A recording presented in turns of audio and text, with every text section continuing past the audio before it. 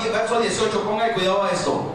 Yo también te digo que tú eres Pedro, y sobre esta roca edificaré mi iglesia, y las puertas del Hades no prevalecerán contra ella. Yo te daré las llaves del reino de los cielos, y lo que ates en la tierra será atado en los cielos, y lo que desates en la tierra será desatado en los cielos.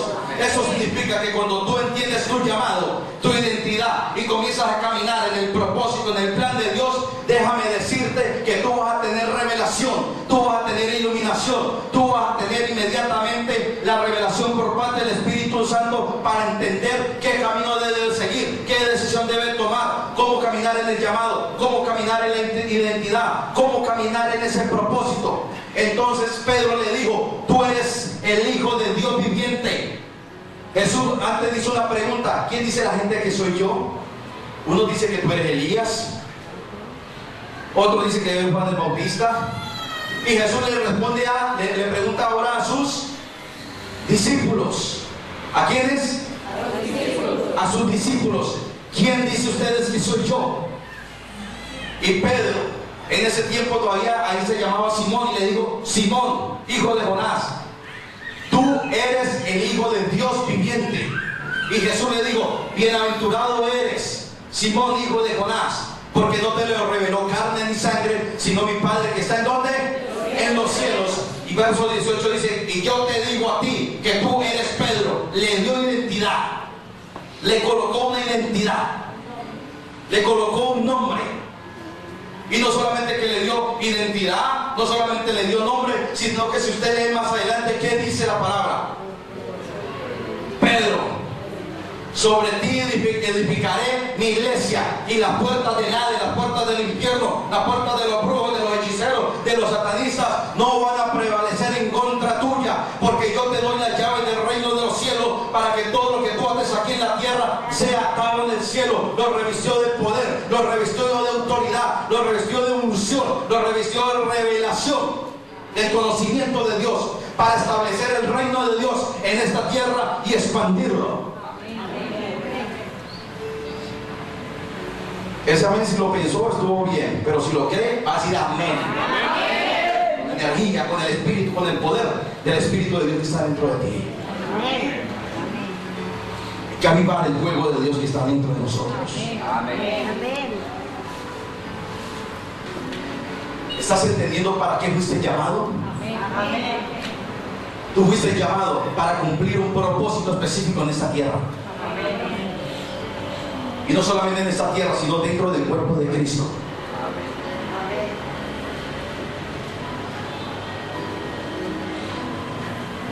¿Estás entendiendo qué sucede cuando tú entiendes el llamado de Dios? Cuando tú alineas tu voluntad al llamado de Dios.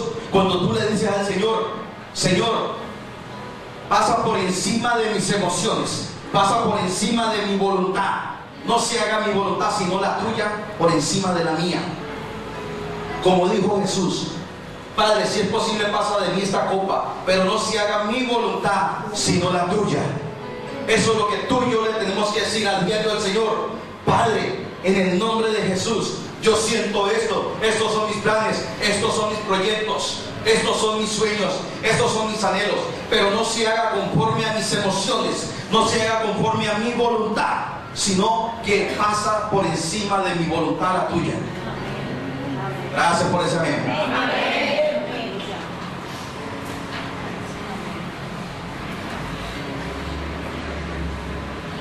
Recibes identidad, recibes poder y recibes autoridad. ¿Sabes por qué a veces cosas no cambian? Porque no ejerces el poder ni la autoridad que Cristo te dio en la cruz de Calvario.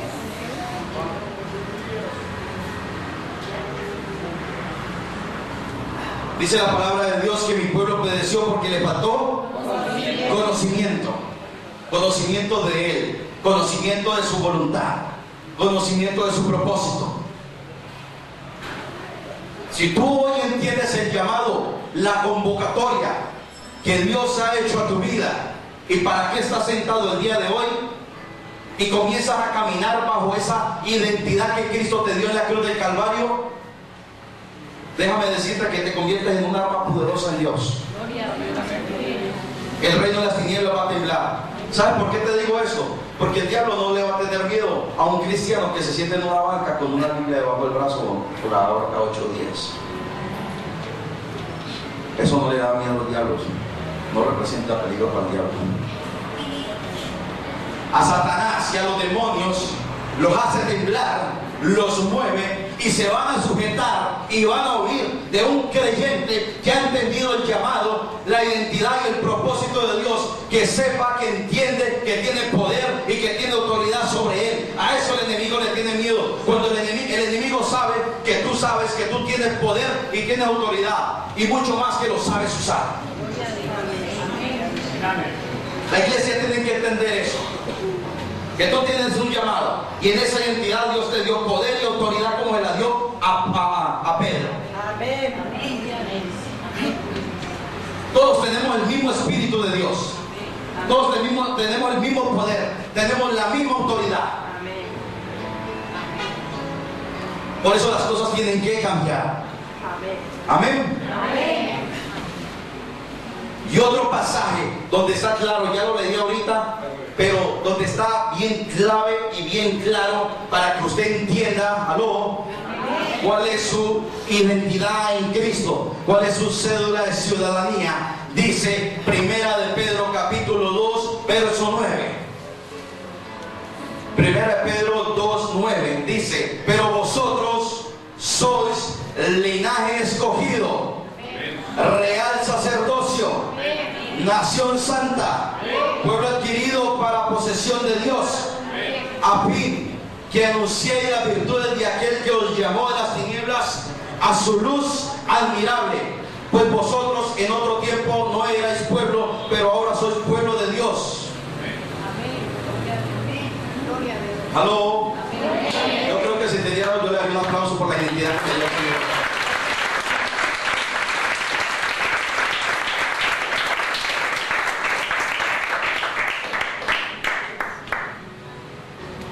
Qué bonito se oye, ¿cierto? Qué bonito que se lee. Tenemos que llevarlo a la práctica. Tenemos que llevarlo a la práctica. Tenemos que dejar hoy el título de cristianos y comenzar a ejercer el rol del oficio de cristiano. ¿Aló? Cuando la Biblia dice aquí, somos linaje escogido, eso significa, que tú estás vestido de una realeza. Si tienes un linaje, porque perteneces a una familia real, donde hay un rey, y ese rey se llama Rey de Reyes, Señor de Señores, Jesús de Nazaret, Jehová de los ejércitos, el Todopoderoso, el Omnisciente y el Omnipresente. Ese es nuestro Padre, ese es nuestro Rey, y a ese pertenecemos nosotros. ¿Aló? Esto tiene que, yo no sé, esto tiene que provocar una revolución dentro de ti. No puedes seguir allí, así, sí, soy hijo de Dios, tengo pacto, tengo que creerlo, mi hermano. Amén. Aviva el don del fuego que hay en ti, que te fue puesto por medio de la imposición de las manos del presbiterio. Aviva en ti el fuego que te fue dado por medio del Espíritu Santo. Amén. Ejerce ese poder, ejerce esa autoridad, ejerce ese llamado, vive conforme a esa identidad, vive conforme al propósito de Dios, para que puedas disfrutar de los beneficios del reino de Dios en esta tierra. En esta tierra. Dice la palabra real sacerdocio. ¿Ustedes saben cuál era la función de un sacerdocio? De un sacerdote. El sacerdote era el encargado de pedir perdón y ofrecer holocausto por los pecados del pueblo. ¿Aló? ¿Estamos acá? El sacerdote era el encargado de pedir perdón y ofrecer el holocausto para los pecados del pueblo. Y ahora Jesucristo fue el último sacrificio. Él se entregó a sí mismo por el perdón de cada uno de nosotros, pero Él ahora también nos otorgó esa otra parte de la identidad, de que tú y yo fuéramos sacerdotes. Por eso el velo fue rasgado, para que tú y yo entráramos al trono de la gracia con libertad y decirle: Abba Padre, Papito Dios, te amamos, te necesitamos, estamos aquí, te pedimos esto, te pedimos lo otro, clamamos por aquello, clamamos por lo otro, para que tomaras el rol, el papel de sacerdote. Amén. Tú no tienes que estar esperando que el pastor o el ministro lo haga todo. Tú tienes un llamado, tú tienes un real sacerdocio. Amén. Tú tienes que, dígame esto, mi hermano, tú tienes que dejar de estar pensando como oveja. La ovejita ahora es: órenme, ayúdenme, denme. Cambia tu manera de pensar para que cambie también tu manera de vivir, mi amado, mi amada hermana. Tú tienes que pensar conforme a la identidad, al propósito y al llamado que Dios te hizo. Tú cuando estés en tu casa triste, deprimido, aún así fracasado, frustrado por el empleo, por la enfermedad, por la familia, tienes que levantarte en el nombre de Jesús y decir: yo soy hijo de Dios, tengo pacto, tengo promesa, tengo herencia, tengo poder, tengo autoridad para estar aquí en la tierra y estar en el cielo.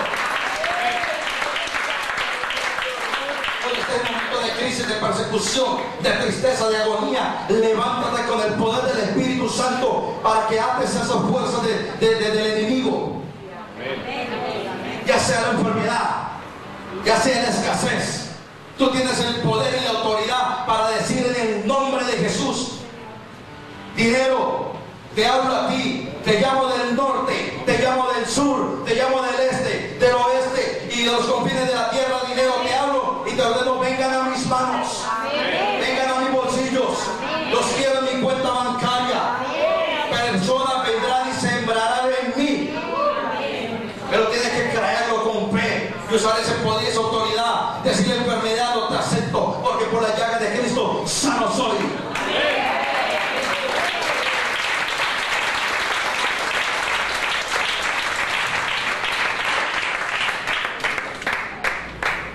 Tienes ese real sacerdocio. Eres una nación santa. ¿Cuántos santos hay aquí? Es bueno que lo entiendan, porque ¿saben qué significa la palabra santo? ¿Apartado para qué? Apartado para Dios. Apartado de pecado significa la palabra santo. Apartado de pecado. Entonces te voy a explicar prácticamente qué fue lo que Dios habló por medio de su palabra. Cuando Dios dice: sin santidad nadie verá al Señor. Sean santos como yo soy santo, porque sin santidad nadie verá al Señor. En términos prácticos, lo que Dios está diciendo es: apártense del pecado, así como yo soy apartado del pecado. Porque si ustedes no se apartan del pecado, no me van a poder ver. Es lo que Él está diciendo. Nosotros, antes de recibir a Cristo, éramos pecadores, luchando, esforzándonos y queriendo ser santos en nuestras fuerzas. Amén. Pero ahora nosotros somos santos por medio de la sangre de Jesucristo, luchando cada día en contra del pecado. Si es que tú no eres cualquier cosa. Tú no eres cualquier cosa, mi hermano, mi hermana. No importa cuántas veces te hayan rechazado, no importa cuántas veces te hayan votado, no importa cuántas veces te hayan menospreciado, no te hayan tenido en cuenta, no te hayan dado el valor. Tú eres importante para Dios. Tienes que entender que Él te formó desde que estabas en el vientre de tu mamá. Y aunque padre y madre te dejare, con todo Jehová te recogerá, porque Él te formó desde antes de la fundación del mundo. Y para el Señor, fuerte. Que sea para mí, está bien, pero para Dios.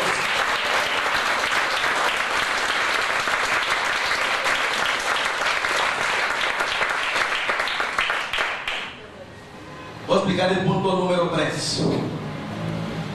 ¿Qué es propósito? ¿Qué es propósito? A veces nos preguntamos: ¿qué es propósito? ¿Cómo así que propósito? ¿Cuál es mi propósito?